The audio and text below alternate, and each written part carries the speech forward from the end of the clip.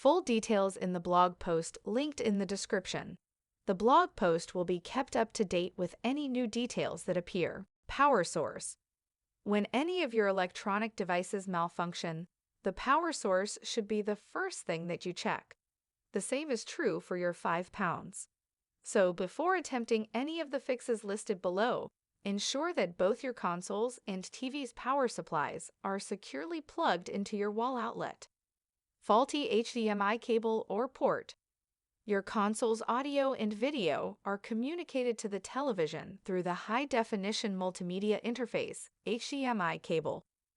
With that in mind, a damaged port or cable will result in a failing display. As a matter of fact, many of those who are experiencing console-to-TV connection issues are merely caused by either a broken cable or a loose port. Wrong TV channel. As mentioned above, the HDMI cable is responsible for transmitting your £5's audio and video input to your TV. However, modern TVs typically have multiple HDMI ports, each with its own respective input channel.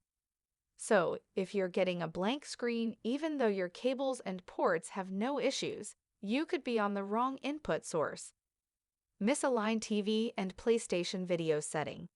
The problem of misaligned £5 and TV settings is common among those who have changed televisions or purchased a used PlayStation. The video settings on the console might just be incompatible with the monitor you're using. Simply put, if you set up your £5 to transmit video in 4K resolution, while your monitor is only at 1080p or 1440p, it'll result in an error, and you'll get a black screen. Glitch on £5 rest mode. If you opted to turn on the rest mode feature of your console, then chances are you've already encountered this issue. This glitch causes power issues that force crashes your £5 and consequently result in display problems. Luckily, you can remedy this snag by hard resetting your console, which we'll be talking about next.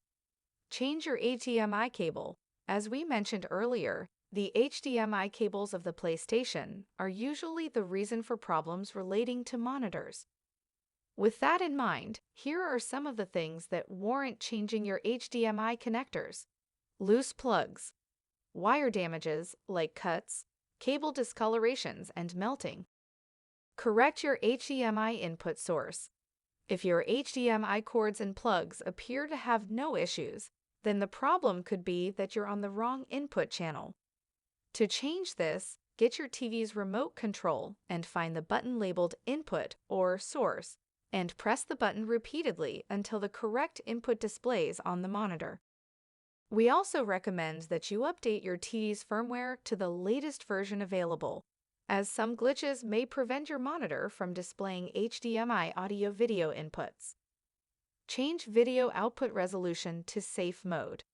In the case that your HDMI connection checks out and there's still no display, the issue could be that your console settings do not match those of your TV. Here's how to correct your £5's video resolution settings in safe mode. First, shut down your console by pressing down on the power button for a few seconds until you hear 2 beeps.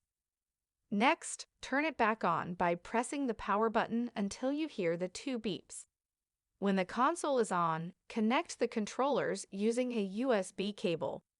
After connecting, the main screen will display. Choose Change Video Output from the menu that will appear. Afterward, select Change Resolution. At this point, your console will restart, and your display should be back to normal. Hard reset your PlayStation.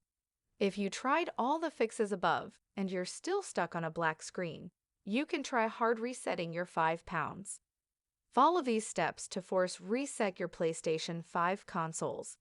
Begin by pressing and holding the power button for 10 to 15 seconds until it completely shuts down.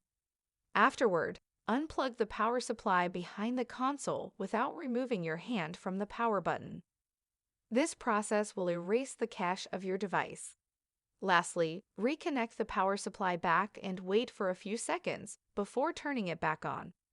It might also help to try soft resetting the TV, which is where you turn the TV off and remove the plug from the wall outlet for 60 seconds.